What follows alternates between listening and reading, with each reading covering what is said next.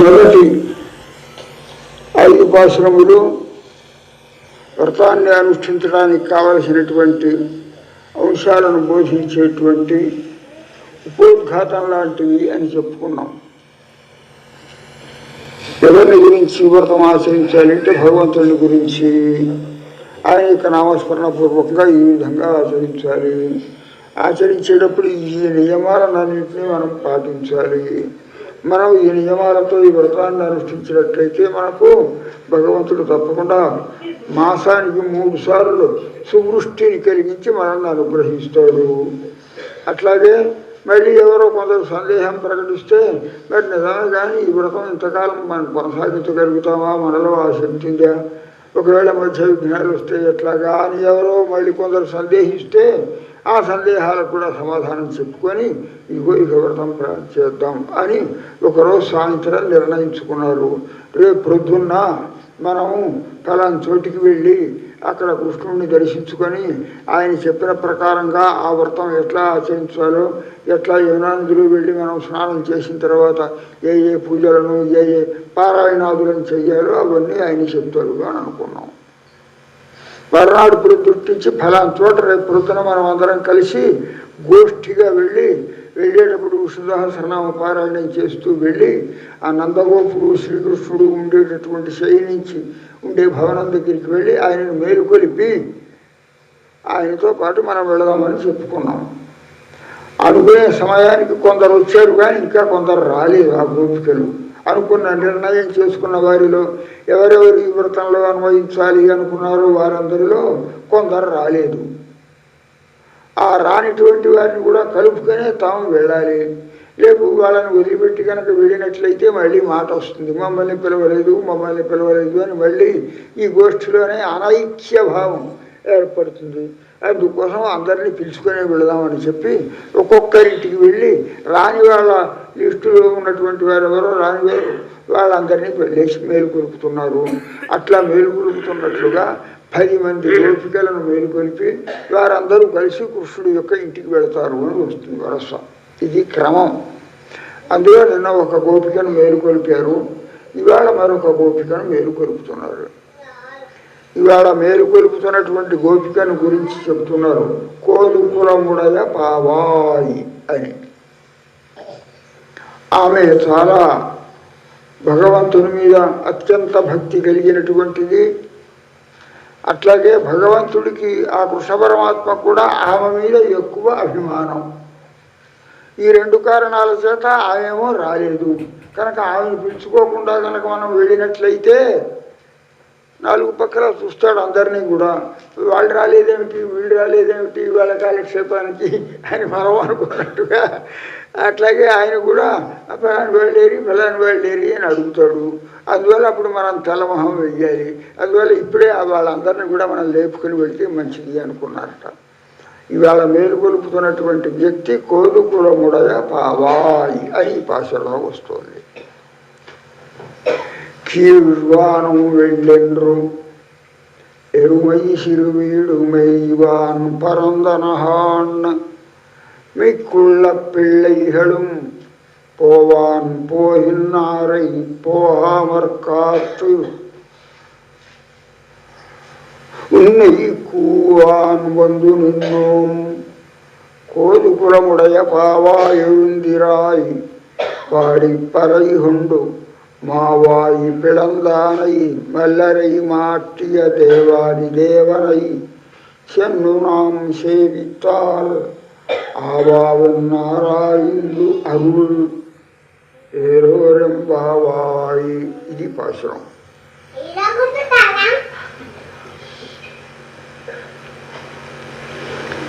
కీழ்వానం వెళ్ళెండ్రు. కీழ்వానం అంటే తూర్పు దిక్కు. తూర్పు దిక్కు వెళ్ళెండ్రు. ఎండ్రు అంతటా కూడా తెల్లవారిపోతున్నది, తెల్లబారుతున్నది. రాత్రంతా చీకటి ఆవరించి ఉండింది. ఆ చీకటులు క్రమంగా తొలగిపోయి తెల్లటి కాంతి వస్తుంది, వెలుతురు వస్తున్నది అన్నమాట.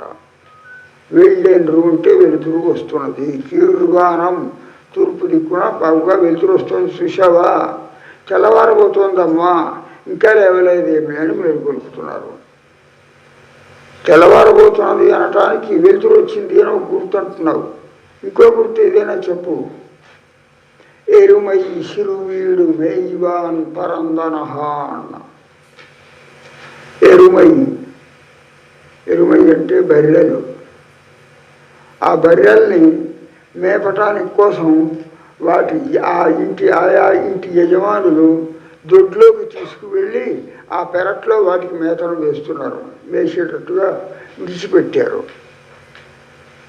ఎరుమై సిరు వీడు, చిన్న బీడు. వీడు అంటే బీడు అన్నమాట. మనం ఊరే కాక, మనం వ్యవసాయం చేసేటటువంటి పంట భూములే కాక, పశువుల కోసమని కొంత బీడు భూమిని మనం వదిలిపెడుతుంటాం.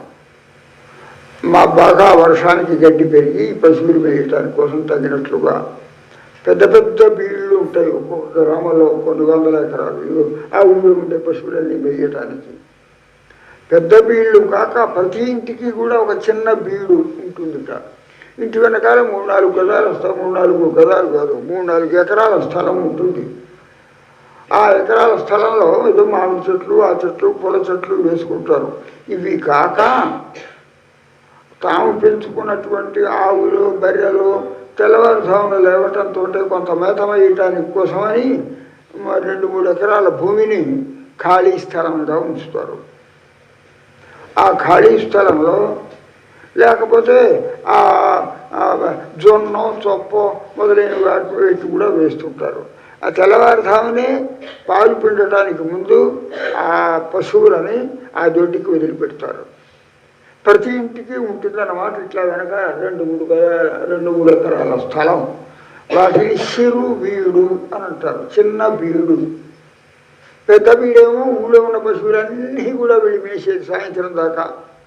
ఒక్కొక్క ఇంట్లో ఉండే పశువులు మేయటానికి ఆ ఇంటి యజమానులు వెనకాల ఏర్పాటు చేసుకున్నటువంటి పచ్చగడ్డి వగైరాలు బాగుగా పెరిగేటువంటి స్థలాన్ని సిరు బీడు అని అంటారు. పాలు పిండటానికి ముందు ఇంటి యజమాని అయినటువంటి వాడు ఆ పశువులను వదిలి కాస్త సేపు అవి మేసి వచ్చిన తర్వాత, ఒక అరగంట సేపు, 1/2 గంట సేపు మేసి వచ్చిన తర్వాత కట్టివేసి పాలు పిండుకుంటాడు. ఆ విధంగా ఇంకా సూర్యోదయం కాలేదు కనుక, ఇంకా తెల్లవారబోతుంది కనుక ఇంటి యజమానులు అందరూ కూడా తమ తమ సిరు వీడు అని చెప్పబడేటువంటి ఆ ప్రదేశాలకి బర్రెల్ని వదిలారు. అవి మేస్తున్నాయి దొడ్లల్లో. అది తెల్లవారింది అనడానికి గుర్తు అన్నమాట. తెల్లవారుజామున 4-4:30 దాకా అవి హాయిగా రాత్రి కట్టేస్తారు, పడుకొని ఉంటాయి. మళ్ళీ మేత వేయటానికి కోసం 4:30 నుంచి 5:30 వరకు సుమారు 1 గంట సేపు ఆ బీడులో వదిలిపెడతారు. పశువులన్నింటినీ బీడులో వదిలిపెట్టారమ్మా. మన ఇంటి యజమానులందరూ కూడా తెల్లవారింది అనడానికి ఇది గుర్తే కదా అని చెప్తున్నారు. ఎరుమై సిరు వీడు మేయివాన్ పరందనహ అన్న. మేయివాన్ మేత మేయుటకు, పరందన దొడ్లలోకి వెళ్ళిపోయినాయి పశువులన్నీ కొట్టాల్లో నుంచి. మిక్కుళ్ళ పిళ్ళైహడు పోవాన్ పోహిన్నారై పోహామరక్కాత్తు. సరే, అది రెండవ గురించి చెప్పారు. తెల్లవారుతోందన్నారు. పశువుల్ని విడిచిపెట్టారు మేత మేయటానికి కోసం తెల్లవారుజామునే ఇంటి యజమానులు అన్నారు. ఇంకా ఏమైనా గుర్తులు ఉన్నాయా అని అంటే, ఇంకా ఏం గుర్తులు అంటే, మీరెవరో 5-6 మాత్రం మీకు రాత్రి నిద్రపట్టక వచ్చి మమ్మల్ని లేపి సతాయిస్తున్నారేమో అని అనుకోకండి. అట్లా కాదు. మిక్కుళ్ళ పిళ్ళైహడు, తక్కిన వాళ్ళు అందరూ వచ్చారా అని అడిగింది ఆమె లోపల నుంచి. మొట్టమొదటి మా ఇంటికే వచ్చారా మమ్మల్ని లేపటానికి కోసం అని అంటే, కాదు, నీతో పాటుగా మేము అందరం కూడా వెళ్ళటానికి ముందే, మాకంటే ముందే ఒక 15-20 ఇళ్ల వాళ్ళు దాదాపు ఒక గోష్ఠిగా బయలుదేరి వెళుతున్నారు కృష్ణుడి యొక్క భవనానికి. వాళ్ళు వెళుతుంటే మేము ఆపేశాము వాళ్ళని. ఏమమ్మా ఫలాని వాళ్ళు ఇంకా రాలేదు, మీరు అప్పుడే ముందే వెళ్ళిపోతున్నారేమిటి? అదిగో ఆమె రాలేదు, ఈమె రాలేదు, ఆ పేర్లు పెట్టి వాళ్ళందరూ రాలేదు కాబట్టి ఆగండి అని చెప్పి వెళ్ళకుండా వాళ్ళని ఆపి మీ దగ్గరికి వచ్చాం కనుక మిమ్మల్నే మొట్టమొదటి వచ్చి మేము మేలుకొలపటం లేదు. మీకంటే ముందు అందరూ లేచారు, లేవంది ఇంకా మేలుకోకుండా అట్లాగే నిద్రపోతున్నది నీకు ఒక్కదానివే సుమా. మిక్కుళ్ళ పిళ్ళైహడు, తక్కిన కన్యకలందరూ కూడా పోవాన్ పోహిన్నారై పదండి పదండి పదండి కృష్ణుడి యొక్క ఇంటికి వెళదామని చెప్పి ఒక గుంపుగా వెళుతుంటే మేము అడ్డం కొట్టి ఆపి ఇంకా అందరం వెళ్ళకపోతే మళ్ళీ ఇక్కడ ఆయన అడుగుతాడు, వాళ్ళేరు వీళ్ళేరు అందరూ వచ్చారా అని పరామర్శిస్తాడు. పరామర్శించినప్పుడు ఇంకా వాళ్ళు రాలేదంటే బాగుండదు అని చెప్పి వాళ్ళని ఆపి నిన్ను మేలుకొల్పడానికి కోసం వచ్చాము. పోహిన్నారై పోహామల్ కాత్తు వెళ్లకుండా వాళ్ళని నిరోధించి పోహిన్నారై పోహామల్ కాత్తు ఉన్నయి కూవాన్ వందు నిన్ను పిలుచుకుపోవటానికి కోసం మేము వచ్చాము. నీ వాకిట్లో ఉన్నాం, మీరు కొని రావలసింది. కోదు కులముడయ పావాయి నేను రాకపోతే ఏమి అని అనుకుంటావేమో, నువ్వు అనుకుంటావు కానీ ఆయన అనుకోడు. ఆయన అడుగుతాడు వెంటనే, ఫలాని వాళ్ళే ఎరిగి ఫలాని ఆమె ఇది అని అడుగుతాడు. అంటే ఆయనకు నీవు అంత ప్రేమ పాత్రురాలు కనుక, నీకు ఆయన మీద అంతటి సంపూర్ణమైనటువంటి భక్తి ఉన్నది గనక కోదు కులముడయ పావాయి. కోదు కులం అంటే కౌతూహలము అని సంస్కృత పదం. కౌతూహలం అంటే కోరిక అన్నమాట. కౌతూహలం మంచి కౌతూహలం అంటే ఆ పుస్తకం చదవాలంటే మంచి అభిష్టం అండి, కోరిక అండి ఆయనకి అంటానే. కోదు కులముడయ పావాలంటే కోరిక కలది అన్నమాట. భగవంతుని భగవంతుని యొక్క కథల్ని భగవంతుని యొక్క దర్శనాన్ని చేయాలి అని ఎంతో కోరుకునే ఆమె అనర్థం. భగవంతుడు కూడా ఈమె మీద మంచి కోరిక కనుక, అభిప్రాయం కనుక, అభిమానం కనుక అనర్థం. కోదు కులముడయ పావాయి ఎవుందిరాయి లేమ్మా, నువ్వు వస్తేనే మా గోష్ఠికి నాయకమణి లాంటిదానివి కనుక మా గోష్ఠి సంపూర్ణం అవుతుంది నీవు వస్తే అని పిలుస్తున్నారు. ఎవుందిరాయి పాడి పరైహొండు మావాయి పిళందానై మల్లరై మార్టియ దేవారి దేవనై చెన్ను నాం సేవిత్తాల్. పాడి పరైహొండు మనం కృష్ణ పరమాత్మను నామ సంకీర్తనం చేస్తూ వెళ్ళి పరైకొండు ఆయన ఇచ్చినటువంటి ఉపకరణములు, మనం చేసేటటువంటి ఈ వ్రతానికి కావలసినటువంటి ఉపకరణాలు ఏమిటి, వాద్యాలు, శంఖాలు, దీపాలు మొదలైనటువంటి పదార్థాలు ఏవైతే మంగళ షమ్మెలు, దీపపు షమ్మెలు లాంటివి అన్నమాట. భజన చేయడానికి కోసం వెళ్ళిన వాళ్ళు ఈ సామగ్రిని అంతా తీసుకెళ్తారు కదా వ్రతాన్ని చేయడానికి కావలసిన వాళ్ళు. అట్లాగా ఆ వ్రతానికి కావాల్సినటువంటి సామాన్లన్నింటినీ ఆయనే మనకి ఇస్తాడు. ఎట్లా చేయాలో ఆయనే మనకు ప్రబోధిస్తాడు. కనుక పాడి పరైహొండు మావాయి పిళందానై మల్లరై మార్టియ దేవారి దేవనై చెండ్రు. ఆ కృష్ణ పరమాత్మ దగ్గరికి వెళ్ళి సేవిత్తాల్. ఎవరాయన కృష్ణ పరమాత్మ? మావాయి పిళందానై. మా అంటే అశ్వం, అశ్వరూపంలో వచ్చినటువంటి ఒకనొక రాక్షసుడు. ఆ అశ్వం యొక్క నోటిని పట్టి చెయ్యి పెట్టి చీల్చి దాన్ని నశింపజేసినటువంటి వాడు, అంత గొప్ప పరాక్రమం కలవాడు. మల్లరయ్యి మార్టియ దేవాది దేవరై మల్లు చాణూర ముష్టికులు అని చెప్పి ఇద్దరు మంచి పెద్ద పెద్ద గొప్ప ఫైల్వాన్లు. కృష్ణుడిని కంసుడు తన నగరానికి పిలిపించుకొని ఆ క్రూరుడి ద్వారా వాళ్ళు లోపలికి రావడంతో ఆ చాణూర ముష్టికులు అనేటువంటి ఇద్దరు మల్లూరని మంచి ఫైల్మానులు వాళ్ళని కృష్ణుడి మీదకి యుద్ధానికి ప్రేరేపిస్తాడు. వాళ్ళ చేతిలో చూస్తే ఈయన ఇంత ఉన్నాడు కనుక 5 ఏళ్ల పిల్లవాడు కాబట్టి శివన్ నలిపేసినట్టుగా నలిపేస్తారేమో వాళ్ళు, అంత బలశాలు వాళ్ళు. అటువంటి వాళ్ళని కూడా మల్లరై ఆ చాణూర ముష్టికులు అనేటటువంటి యోద్ధలను మార్టియ నశింపజేసినటువంటి పరాక్రమం కలవాడు మన కృష్ణుడు. దేవాది దేవనై దేవతలకందరికీ కూడా అధిదేవుడు ఆయన. ఏ దేవతలు తమకు కష్టాలు వచ్చినప్పుడు ఎవరిని ఆశ్రయిస్తారో ఆ దేవతలకు అధిదేవుడై ఉండి ఆ దేవతలకు కూడా రక్షణ కల్పించినటువంటి వాడు. శండ్రు నాం సేవిత్తాడు. ఆ స్వామియే ఇదిగో ఇక్కడ నందగృహంలో కృష్ణ రూపంలో అవతరించి ఉన్నాడు. నాకు ఒక చిన్న కబురు పెడితే నేను వచ్చి మీకు కావలసినటువంటివన్నీ ఏర్పాటు చేసేవాడిని కదా. ఇంత దూరం మీరు కష్టపడి వచ్చారా? ఈ తెల్లవారుధాము లేచి ఇంత పాపం అందరూ కలిసి ఒకళ్ళనొకళ్ళు వేరుపుకోవడం ఎంత శ్రమ పడుతున్నారు, మంచులు అందులో చలికాలం అని మనం స్వయంగానే వెళ్ళినందుకు ఆయన తాను తన మనసులో ఉన్నటువంటి ఆవేదనను ప్రకటించుకొని మనకు తప్పకుండా అనుగ్రహాన్ని, తన యొక్క కృపారసాన్ని మన మీద ప్రవహింపచేస్తాడు అని ఒక గోపికని ఈ పాశురంలో మేలుకొలుపుతున్నారు అన్నమాట. ఇది పాశురంలో ఉన్నటువంటి ప్రధానమైనటువంటి ప్రతిపదార్థం. కోలు కులముడయ పావాయి అని ఆమెని సంబోధించి మేలుకొలుపుతున్నారని, ఆమెను లేపుతున్నారని చెప్పాం కదా. దానికి రెండు రకాలుగా అర్థం. ఈమెకు కృష్ణుని మీద కౌతూహలము ఉన్నది అని ఒక అర్థం. కౌతుకలం అంటే కౌతూహలం, కోరిక. కృష్ణుడంటే ఇక ఆమెకి నిద్రాహారాలు కూడా అవసరం లేదు. ఆళ్వార్లలో ఒకరు చెప్తారు, ఉండుం సేవర్ పరుహనీరు తిన్నుం వెత్తిలయం ఎల్లాం కన్నన్. ఏమండి, వీళ్ళు చింత చెట్టు త్వర కింద కూర్చుని ఉన్నారు, భగవంతుని దర్శిస్తున్నారు, 16 ఏళ్ళు 18 ఏళ్ళు అయింది, మీకు వచ్చి ఆహారం ఇచ్చిన వాడు కూడా ఇవ్వలేడే, మీరు ఎట్టా జీవించగలుగుతున్నారు అని ఒక ఆళ్వార్ల గురించి ప్రశ్నిస్తే వాళ్ళు చెప్పారట. నమ్మాళ్వార్లు అంటారు, ఉండుం షోర్, నాకు తినటానికి ఆహారం అవసరం లేదు, పెరుగు నీరు, త్రాగటానికి ఈ జలం అవసరం లేదు, తిన్ను వ్యక్తిలయం భౌత్యమైన పళ్ళు ప్రసాదాలు మరొకటో ఏమీ అవసరం లేదు, నాకంతా కృష్ణుడే.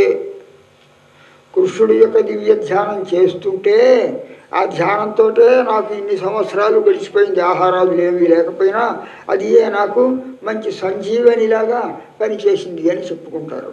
అంటే భగవంతుని మీద అంతటి కౌతూహలం కలవారన్నమాట ఆ ఆళ్వారులు. అట్లాగా ఇప్పుడు మనం మేలుకొలుపుతున్నటువంటి ఈమె కూడా కోలుకులముడయ బాబాయ్, కృష్ణుడంతే అంతటి అభిమానం కలిగినటువంటి వ్యక్తి, ఎప్పుడూ కృష్ణనామస్మరణమే చేస్తుండేటటువంటిది.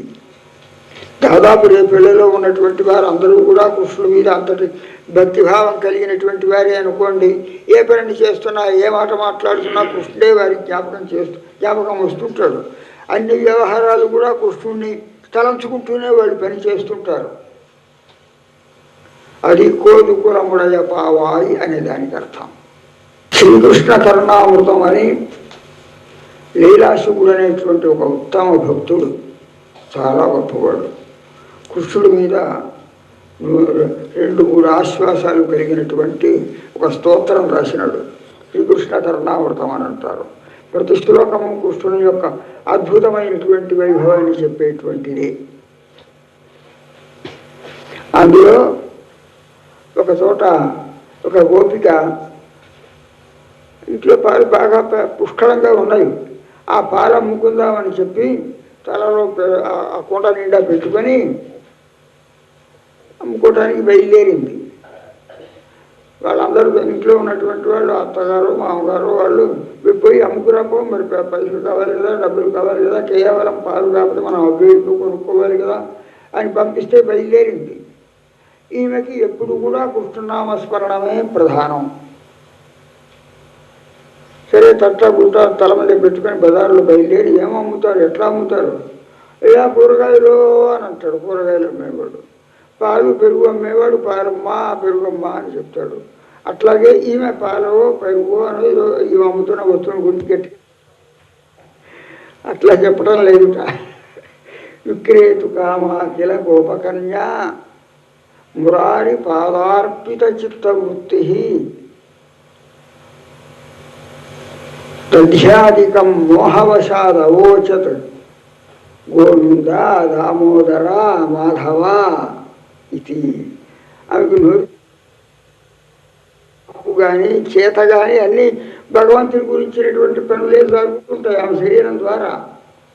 అందువల్ల పెరుగు అమ్మడానికి బయలుదేరి పాలమ్మా పెరుగమ్మా కావాలా అని చెప్పాలి కదా. కాదు గోవిందుడమ్మా, మాధవుడమ్మా, దామోదరుడమ్మా అని ఆ పేర్లను చేస్తూ పోతుందిట అని ఆ దీనిలో ఆ శ్రీకృష్ణ కరుణామృతంలో అతను చెప్తాడు. అంటే అంతటి భక్తి ప్రతి వాళ్ళకి కృష్ణుడి మీద ఆ 5-6 సంవత్సరాలలో ఆ యొక్క ప్రభావాన్ని విన్నటువంటి వాళ్ళందరికీ కూడా ఏర్పడ్డదన్నమాట. అట్లా కోతూహలం పావాయి కోదుకులముడయ పావాయి, కృష్ణుడంతే అంతటి ప్రేమ కలిగినటువంటి ఓ అమ్మాయి మరి నీకు ఆయన మీద అంతటి ప్రేమ ఉన్నప్పుడు ఆ పరమాత్మకి మాత్రం ఆయన మీద అంతటి ప్రేమ ఉంటుంది, తక్కువేమీ ఉండదు. ఆయన కూడా అంతగా అభిమానిస్తాడు అన్నమాట. భక్తులంటే కృష్ణుడికి ఎంతటి ప్రేమ తెలుసా? భగవద్గీతలో ఆ శ్రీకృష్ణ పరమాత్మే చెప్పుకుంటాడు, ప్రియోహి జ్ఞానినో అత్యర్థం అహం సచ మమ ప్రియ. జ్ఞానవంతుడై ఉండేటటువంటి మహానుభావుడు ఉత్తమ భక్తుడు ఉన్నాడే, అతడు నన్ను ఎంతగానో ప్రేమిస్తాడు. అతనికి నా మీద ఎంతటి ప్రేమో, ఏ వస్తువు కనపడ్డా బాగా ఉన్న వస్తువుల్లా తీసుకొచ్చి ఆ స్వామికి సమర్పించాలి. ఆ స్వామి యొక్క ఆరగించినటువంటి పదార్థాన్ని మనం స్వీకరించాలి.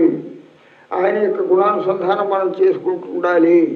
అట్లా ఎప్పుడూ కూడా నా మీద అత్యంత ప్రేమతో తన జీవితాన్ని గడిపేటటువంటి వాడు నా భక్తుడు. వాడి మీద నాకెంత ప్రేమో తెలుసా? వాడు ఒక్కడే కాదు, ఇటువంటి భక్తులు నాకు ఎంతోమంది ఉంటే వాళ్ళందరినీ కూడా నేను ప్రేమించాలి. కనుక నేను నిజంగా నా భక్తుల్ని, ఏదో ఒక భక్తుల్ని ఉదాహరణంగా తీసుకుంటే అతను నన్ను ఎంతగా ప్రేమిస్తున్నాడో నేను అంతగా నిజంగా ఆ భక్తుల్ని ప్రేమించలేకపోతున్నానేమో అనుకుంటుంటాడట పరమాత్మ. ప్రియోహి జ్ఞానిన అత్యర్థమహం ప్రియ. నేను జ్ఞానవంతుడైనటువంటి ఆ భక్తుడికి అత్యంత ప్రియమైన వాడిని. సచ మమ ప్రియ, నేను కూడా వాడిని ప్రేమతో చూస్తున్నాను అనుకోండి. అంటే అంత ప్రేమగా చూడలేకపోతున్నాను అని అనుకుంటున్నాడు. అట్లా భగవంతుడికి కూడా నేను అంత ప్రేమగా నా భక్తుని చూడలేకపోతున్నానే అనేటటువంటి భావన, అభిమానం ఆయన మనస్సులో ఉంటుంది. ఈ గోపిక ఆయన మీద అంతటి ప్రేమను ప్రకటించుకుంటుంటే ఆయన కూడా ఏమని అదే విధంగా ప్రేమగా చూస్తున్నవాడు కనుక కోరుకులముడయా, భగవంతుని యొక్క కౌతూహలమునకు, కోరికకు పాత్రమైనటువంటిది, భగవంతుని యొక్క అభిమానాన్ని సంపాదించినటువంటిది. భగవంతుని మీద ఈమెకి అభిమానం ఉన్నది, ఆయనకు ఈమె మీద అభిమానం ఉన్నది అని రెండు రకాలుగా అర్థం చెప్పచ్చు. కోరుకులముడవాయి అని. ఆ విధంగా భగవంతుడి మీద అంతటి ప్రేమ కలిగినటువంటి ఆవిని మేలు కొలుపుతూ ఏమని చెప్తున్నారు? మొట్టమొదట కీర్వానం వెళ్ళేండ్రు. విశావమ్మ, ఇంకా నువ్వు లేవటం లేదు, చూడు, కిటికీలోంచి ఒకసారి చూడు, తూర్పు దిక్కు ఎట్లా ఉందో, తెల్లవారబోతోంది, ఇంకా లేవకుండా అట్లాగే పడుకోవడం మంచిది కాదులే అని అంటున్నారట. ఆమె నిజంగా వీళ్ళలాగా తక్కిన వాళ్ళలాగా మనలాగా మధువంతుడిగా లేవకుండా పడుకోలేదు. మన నిద్ర తమో గుణాన్ని బట్టి, మనలో ఉండేటటువంటి తమో గుణాన్ని బట్టి మత్తుగా ఉంటుంది. లేపి తట్టినా కానీ ఇంకా లేవకుండా ఉండేటువంటి మధు నిద్ర మనది. జ్ఞానవంతులై భగవంతుని మీద సంపూర్ణ భక్తి కలిగినటువంటి వాళ్ళకి నిద్ర అనేది ఉండదు. ఆయన యొక్క గుణాలను అనుసంధిస్తూ స్తోత్రాలను చదువుతూ ఇటువంటి ప్రభావం కలవాడినటువంటి ప్రభావం కలవాలి తన్మయులై ఉంటారు అంతే.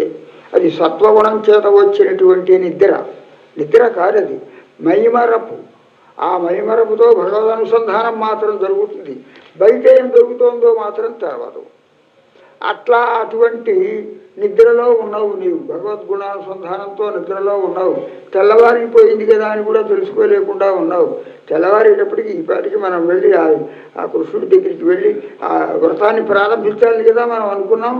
మరి ఇంకా లేకుండా అట్లాగే నువ్వు నీ అంతటా నీవే ఈ భగవత్ కథానుసంధానం ఆ భావనతో ఉంటే ఎట్లాగమ్మా అన్నారు. తీర్వానం వెళ్ళేండ్రు అంటే ఆమె సమాధానం చెప్పిందిట. అమ్మ, తూర్పు దిక్కున తెల్లవారిందా? అదే, అది తూర్పు దిక్కున తెల్లవారటం కాదు అని చమత్కారంగా ఆమె సమాధానం చెప్పిందిట. మీరందరూ కూడా బాగా స్నానం చేసి ముఖాన్ని బాగా అలంకరించుకొని తిలకం పెట్టుకొని ఆభరణాలు పెట్టుకొని వస్తుంటే మీ కాంతికి తూర్పు దిక్కంతా తెల్లబడిపోయిందమ్మా. అసలు నిజంగా తెల్లవారలేదేమో. అందువల్ల మీరు భ్రమపడి ఉంటారు. మీరందరూ వస్తుండేటప్పుడు తూర్పు దిక్కంతా కూడా తెల్లగా మీ కాంతితో కనపడితే దాన్ని చూసి తెల్లవారిపోయింది కావును అని అనుకునేటువంటి అవకాశం ఏర్పడవచ్చు. కానీ అది తప్పు, అది సరైనది కదా. అప్పటి కాలంలో మరి ఈ గడియారాలు లేవు, సరిగ్గా చూడండి, అన్ని గడియారాలు ఒకటే మాదిరి ఉన్నాయని చూపించడానికి. సరే, అట్లాగా ఇంకో గుర్తు చెప్పమంటావా అన్నారు. ఎరుమై సిరువీడు మేయివాన్ పరందనహ అన్న. బర్రెలన్నీ కూడా ఇంటి యజమానులు వదిలిపెడితే దొడ్డిలోకి వెళ్ళి ఆ బీడు ప్రదేశం ఉంది మేత కోసం అని విడిచిపెడితే ఆ బీడులో మేతలు మేస్తున్నాయి. చూసావా, ఇప్పుడే వెళుతున్నాయి ఆ బర్రెలన్నీ దొడ్లలోకి. ప్రతి ఇంట్లో నుంచి కొట్టంలో నుంచి దొడ్లోకి వెళుతున్నాయి అన్నమాట మేత మేయటానికి కోసం. ఆ మేసే సమయం ఎప్పుడు? పాలు పిండటానికి ముందు సమయం. తర్వాతే పాలు పిండుతారు కనుక ఇది కూడా తెల్లవారటానికి ఒక గుర్తే కదా అని మళ్ళీ రెండవ గుర్తుని చెప్పారు వారందరూ కూడా. చెప్తే దానికి కూడా ఈమెదో సమాధానం చెప్తోంది. ఏమి సమాధానం చెప్తాను? బర్రెలన్నీ లోపలికి వెళుతున్నాయా, దొడ్లోకి వెళుతున్నాయా? ఇందాక నేను చెప్పాను కదమ్మా, మీ యొక్క ముఖకాంతికి తెల్లవారుతున్నట్టున్నది అని. మీ యొక్క ముఖకాంతికి మీరు ఈ ప్రాంతానికి రాకముందంతా వ్యాపించినటువంటి చీకటి అట్లా పోతుంటే ఆ చీకటిని చూసి బర్రెలు పోతున్నాయి అనుకుంటున్నారేమో మీరు.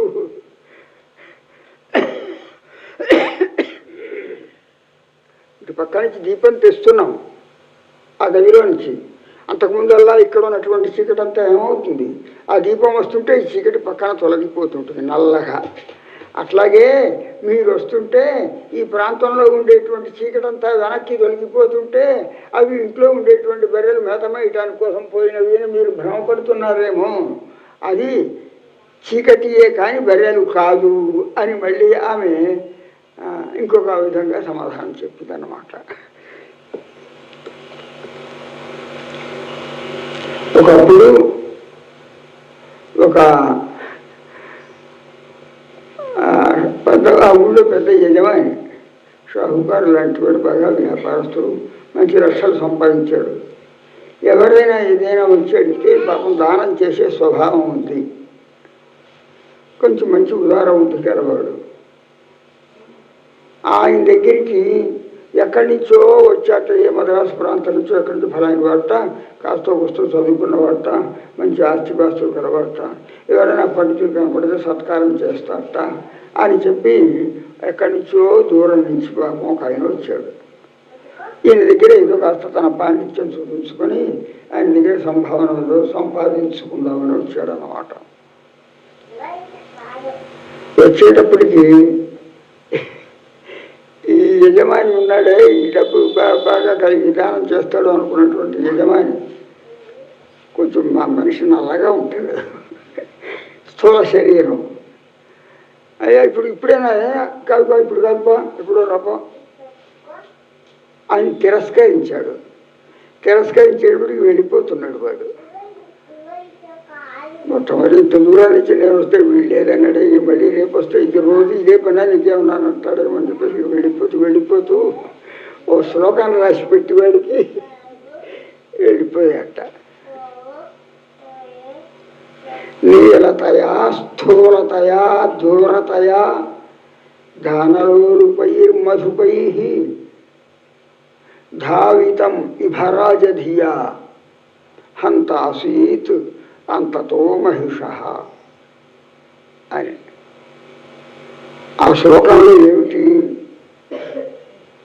గౌడు బర్రెలు ఉంటాయి, మామూలు మన బర్రెల కంటే బాగా అంతెత్తుంటాయి, మంచి లావుగా ఉంటాయి.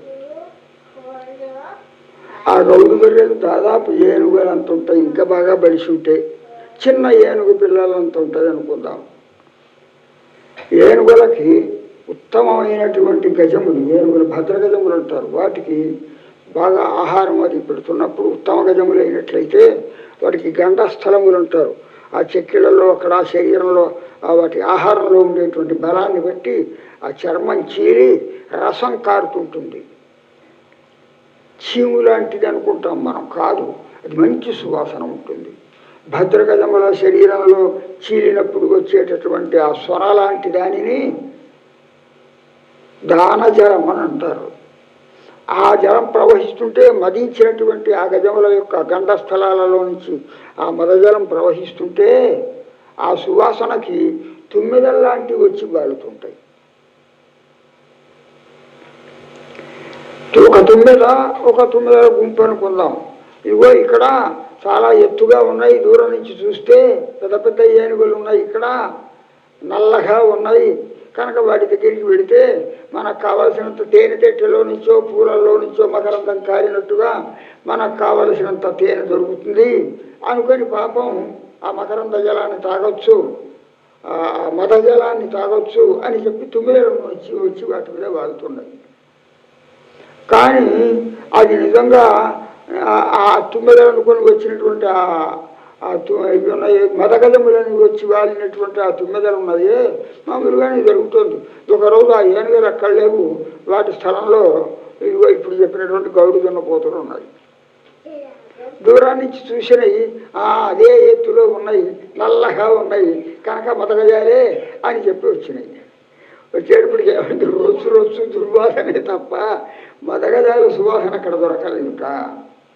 అట్లాగే నేను ఎక్కడి నుంచో మదజలం లభిస్తుంది కదా అని ఆ మీద వచ్చి ఏనుగుల మీద పడదామనుకుంటే అవి ఏనుగులు కాకుండా దున్నపోతులైపోయినట్టుగా వీడెవరో దానం చేస్తాడని నేను వస్తే వీడు దానం లేదు ఏం లేదు పోవాలి అని తిరస్కరించాడు అని ఓ శ్లోకం రాసి వాడికి తెలిసేటట్లుగా వెళ్ళిపోయాట.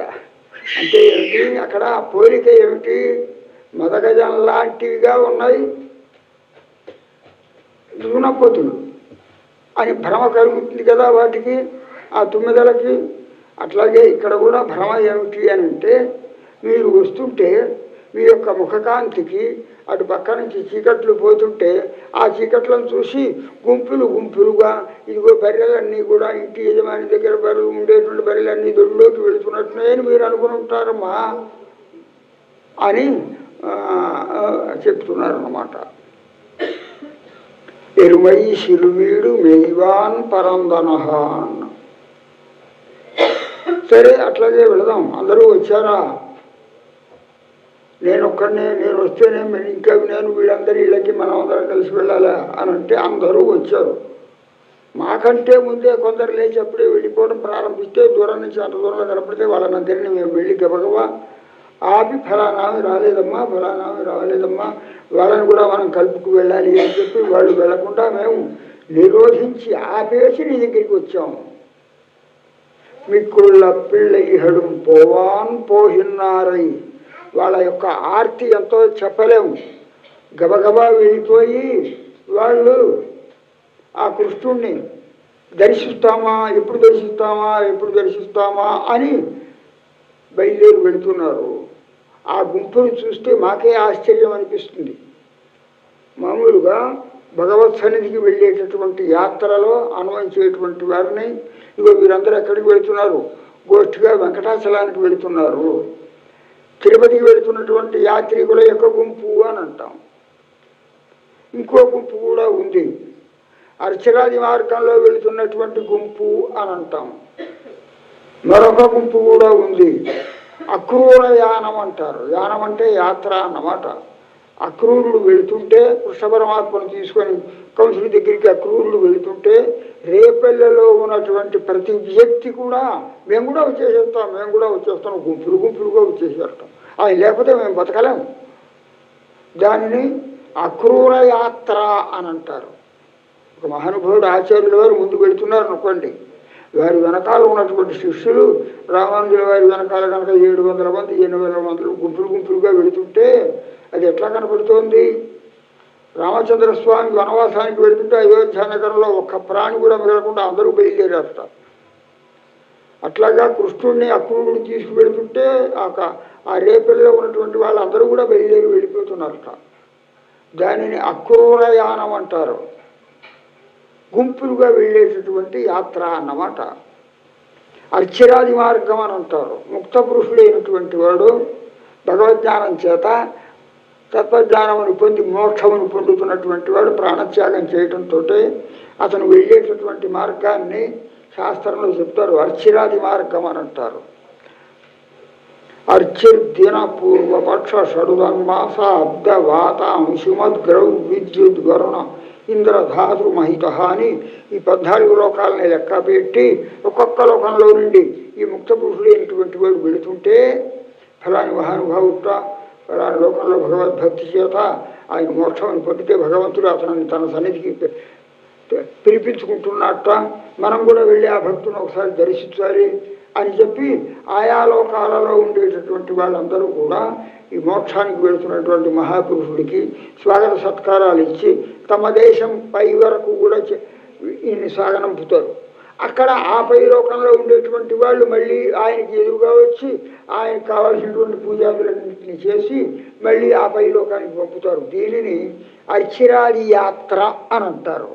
ముక్తపురుషుడు మోక్షానికి వెళుతున్నప్పుడు ఆయా లోకాలలో ఉండేటటువంటి దేవతల దగ్గర నుంచి అందరూ కూడా ఎంత కోలాహలంగా యాత్రగా వచ్చి ఆయనకు స్వాగత సత్కారాలు ఇచ్చి పంపిస్తారో దానిని అర్చిరాది యాత్ర అని అంటారు.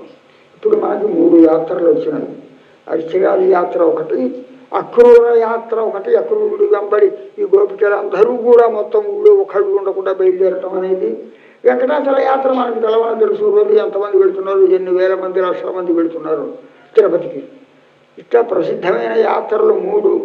దీనిని పోవాన్ పోహిన్నారై అని ఇప్పుడు ఈ పాసురంలో చెప్తున్నారు. ఇక్కడ ఈ వాక్యంలో వెళ్ళాలి వెళ్ళాలి వెళ్ళాలి, భగవంతుని దర్శించాలి అని ఒకే ఉత్సాహంతో గబగబగా ముందుకు వెళ్ళిపోతుంటే అట్లా వెళ్ళే వాళ్ళని మేము ఆపాము. పోహామలు కాస్తూ వెళ్లకుండా వాళ్ళని ఆపేసి ఉన్నయ్యువాన్ బంధు నిన్ను కోలుకులముడయ పావాలి, నీకు ఆయన మీద అంతటి భక్తి గనక నీవు లేకపోతే మా గోష్ఠిలో పరిపూర్ణత లేదు గనక, నీలాంటి ఉత్తమ భక్తులు లేకపోయినట్లయితే, భక్తురా లేకపోయినట్లయితే ఈ గోష్ఠికి నిండుతనం లేదు. అక్కడికి వెళ్ళిన తర్వాత ఆయన కూడా అడగొచ్చు ఏరి అని. ఆయన వచ్చేదాకా నీవు వచ్చేదాకా కూడా ఆయన మాకు మొహం చూపించకపోవచ్చు. కోలుకులముడయ పావాలి ఎగుందిరాయి కనుక లేచి రామ్మా అని ఆమెని ఎంతో ఆదరంగా ఆ సూర్యోదయ కాబోతున్నది అనడానికి గుర్తులని చెప్పి పిలుస్తున్నారు. పాడి పరై హొండు మావాయి పిళందానై మనం వెళ్ళి ఆయనను స్తోత్రం చేసి, ఎవరా పరమాత్మ, మావాయి పిళందాన్, మా వాయి పిళందాన్. మా అంటే అరవంలో మా అనే పదానికి అశ్వం అని అర్థం. అశ్వరూపంలో ఒక రాక్షసుడు వచ్చాడు, బక రూపంలో ఒక రాక్షసుడు వచ్చాడు. పశువులను కాస్తుంటే అక్కడక్కడ చుట్టుపక్కల నీటి మడుగులు ఉంటాయి కదా, ఆ మడుగులలో కొంగలు ఉంటాయి. ఆ కొంగ తెల్లగా ఉండేది. ఈ గొల్ల పిల్లలు, కృష్ణుడు వీళ్ళందరూ దాని దగ్గరికి వెళతారు. అప్పుడు ముక్కుతో పొడిచేసి చంపేద్దామని ఒక రాక్షసుడు ఒక కొంగ మీద ఆవేశించాడు. అట్లాగే ఈ గుర్రం రూపంలో ఒకడు వచ్చాడు, ఒక రాక్షసుడు కంసుడు పంపగా. ఈయన దాని మీద ఎక్కడంతో నోరు తెరిచి ఏ గుట్టకో దేనికో వేసి నొక్కేసి చంపేసిద్దాం అనుకున్నాడు. వాడిని వెంటనే పట్టుకొని నోరు తెరవడంతో వాడి నోట్లో చేయి పెట్టి చీల్చి చంపినటువంటి మహానుభావుడు. చిన్నపిల్లవాడు ఇంతటి ఘనకార్యాన్ని చేస్తాడంటే ఎవరైనా నమ్మగలమా? ఆయన పరమాత్మ కాకపోతే. మల్లరయి మాట్టియ దేవాది దేవనది. అక్కడి నుంచి వెళ్ళిన తర్వాత మధురా నగరానికి వెళ్ళిన తర్వాత వాడు మొట్టమొదటి ద్వారం దగ్గరే పెట్టాడు. ఊళ్ళోకి ప్రవేశించేటువంటి ద్వారం దగ్గర చానూర ముష్టికులు అని 2. మొత్తం భారతదేశంలో ఆ రోజులలో, కంసుడు రోజులలో ఫైల్మాన్లు వాళ్ళే. వాళ్లతో గెలిచినటువంటి వాళ్ళే వాళ్ళు మరొకరు లేరు. పర్వతాలు లాగున్నారు అన్నమాట. అంత గొప్ప యోధులు. వాళ్ళ ముందర ఈ పిల్లలంతా బలరాముడు, కృష్ణుడు, మిడుతుడు ఎంత చీమల్లాగా దోమల్లాగా కనపడతారు. అటువంటి వాళ్ళతో ఆయనని వీళ్ళిద్దరిని చంపించాలని చూశాడు వాడు.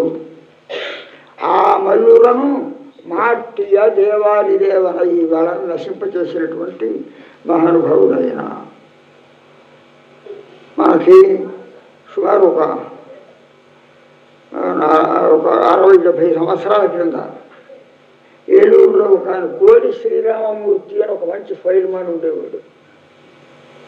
ఏలూరు ప్రాంతంలో కోడి శ్రీరామమూర్తి అని. కారు వస్తుంటే ఇట్లా ఆపేసేవాడు దాన్ని. అంత వేగంగా వచ్చేటువంటి కారుని కూడా చేపెట్టి ఆపేసేవాడు. తొలికేది కాదు మళ్ళీ చెయ్యి. తాను పడుక్కొని తన మీద పెద్ద పెద్ద బండరాళ్ళు పెట్టుకొని ఆ రొమ్ము మీద సుత్తెలతో కొట్టించుకునేవాడు. అంత దృఢమైన శరీరం. ఆ కోడి శ్రీరామమూర్తి లాంటి వాళ్ళు ఎంతమంది ఆ ఒక్కొక్క చాణూర ముష్టికులలో ఉన్న అంత బలం కలవాడు అన్నమాట. అటువంటి మల్లులను కూడా సులభంగా చంపి వేసినటువంటి వాళ్ళు ఈ పరమాత్మ. చాణూరాంధ్ర నిషూదన అని మీకు విశుదాసనామాలలో ఒక నామం ఉంది. ఆ చాణూరుడు అనేటటువంటి వాడు ఎక్కడి వాడంటే మన ఆంధ్రదేశం నుంచి వెళ్ళినటువంటి ఫైర్మా అనేటవాడు, వాడిని నశింపచేసిన వాడు అని అర్థం. మల్లవై మాట్య దేవాదిదేవనై శన్ను నాం సేవిత్తాల్. ఇక్కడ ఒక విశేషం, మనకేం పట్టింది? మనం ఎవరం? భగవంతుడి యొక్క దాసులం. మనల్ని రక్షించవలసినటువంటి వాడెవడు? పరమాత్మ. తన పశువులను తాను కాపాడుకోవలసిన బాధ్యత యజమానికి లేదా? మా దూడటి పోయింది, మన ఆవిడ పోయింది, వాడు 20 ఆవులు ఉన్నవాడు ఆ ఆవులు ఎక్కడెక్కడ పోయినాయో వెతుకొచ్చుకుంటాడు కదా. అట్లాగే కృష్ణ పరమాత్మ మనల్ని అందరినీ రక్షించడానికి కోసం వచ్చినవాడు కదా. మన యొక్క యోగక్షేమాన్ని గుర్తించడానికి ఆయనే రావాలి, మనం వెళ్ళటం ఏమిటి అని అంటావేమో. కాదు, మనం వెళ్తే ఒక విశేషం ఉంది. ఆయనే వస్తాడని మనం ఎదురు చూడకుండా మనం వెళ్ళటంలో ఒక విశేషం ఉన్నది. చంద్రుడు నాం సేవిత్తారు. ఆయన మనస్సుకి బాధను కలిగించాలి మనం. ఏమయ్యా తెల్లవారుధే మనం ఇంత బాధపడి మేమందరం వస్తే ఇంకా మమ్మల్ని అనుగ్రహించవా అని మనం ఆయనని ఫోర్స్ చేయొచ్చు, గట్టిగా అడగవచ్చు. ఆయనే చెప్పుకున్నట్ట రామాయణంలో ఒక చోట వస్తుంది. మహర్షులందరూ కూడా తన దగ్గరికి వస్తే, అయ్యో మీరందరూ ఇక్కడికి వచ్చేసారా, అయ్యో నాకు కబురు పెడితే నేను వచ్చేవాడిని కదా, నేను అసలు రావాల్సినట్టు రావటం అనేది నా ధర్మం, నేను మీ దగ్గరికి రాలేకపోయినందుకు, ఈ 5-6 రోజులుగా మిమ్మల్ని గురించి నేను గుర్తించుకోలేకపోయినందుకు, మీ యోగక్షేమాన్ని గుర్తించినందుకు నేను చాలా సిగ్గుపడుతున్నాను సుమా. ఈ యొక్క యోగక్షేమాన్ని గుర్తించవలసింది పోయి మీరు మాకు జ్ఞాపకం చేయటానికా అన్నట్లుగా మీరందరూ వచ్చి నా దగ్గర మొరపెట్టుకుంటుంటే నా రక్షణ వ్యాపారాన్ని క్షత్రియుండి మిమ్మల్ని అందరినీ రక్షించవలసినటువంటి నా విధిని నేను నెరవేర్చలేకపోయాను అని చెప్పి చాలా సిగ్గుపడుతున్నాను అని చెప్పి మహర్షులకు అందరికీ క్షమాపణ చెప్పుకున్నట్టు రామచంద్ర స్వామి. అరణ్యకాండంలో వస్తుంది, ప్రసీదంతు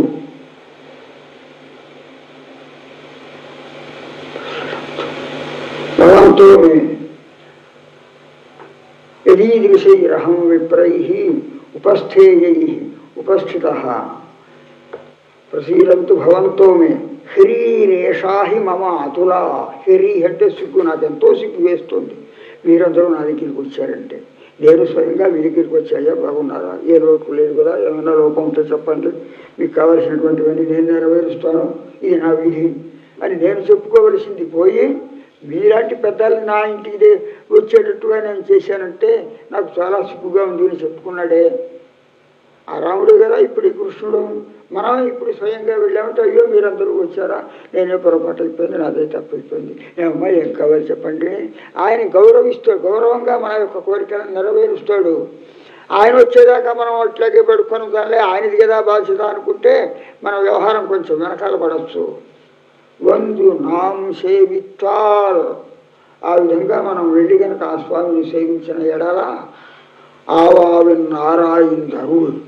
అయ్యయ్యో, ఆవావినరు అయ్యో అయ్యో అని అర్థం ఆ పదాలకు. ఆరాయిందు మన యొక్క యోగక్షేమాలను గుర్తించి మీరు ఎంత శ్రమపడ్డారు, పాప తెల్లవారుధామని లేచారు, ఎప్పుడు కూడా ఇంత శ్రమపడి ఉంటారు మీరు, ఈ వ్రతానికి కోసమని నన్ను దర్శించడానికి కోసం వచ్చారా అని చెప్పి ఎంతో ఆర్తితో గమనించి మన యొక్క ప్రార్థనను స్వీకరించి అనుగ్రహిస్తాడు సుమా. ఏలో రెంబావాయ్. ఇది ఈ పాశంలో ఉన్నటువంటి విశేషార్థాలు.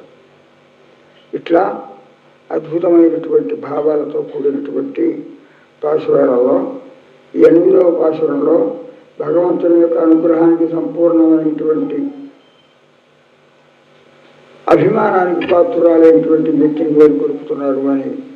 భగవంతుని దగ్గరికి మనం ఆర్తితో వెళ్ళాలి, ఆయన రావచ్చు, మనం ఆర్తితో వెళ్ళటం అనేటటువంటిది మన యొక్క విధి అని. అంతేకాకుండా ఎవరికి వాళ్ళు విడివిడిగా వెళ్ళిపోకుండా గోష్ఠిగా వెళ్ళటం అనేటటువంటిది భగవత్ సన్నిధికి భక్తులైనటువంటి వారు చేయవలసినటువంటి విధానము అని. ఈ విధానాన్నంతా మనకు బోధించడం ఈ భాషలో ప్రధానమైనటువంటి తాత్పర్యం. శ్రీమచ్చై విష్ణుచిత్తార్య మనోనందన హేతవే నందనందన సుందర్యై గోదాయై నిత్యమంగళం. ఒక సదభిప్రాయం కలుగుతుంది కదా.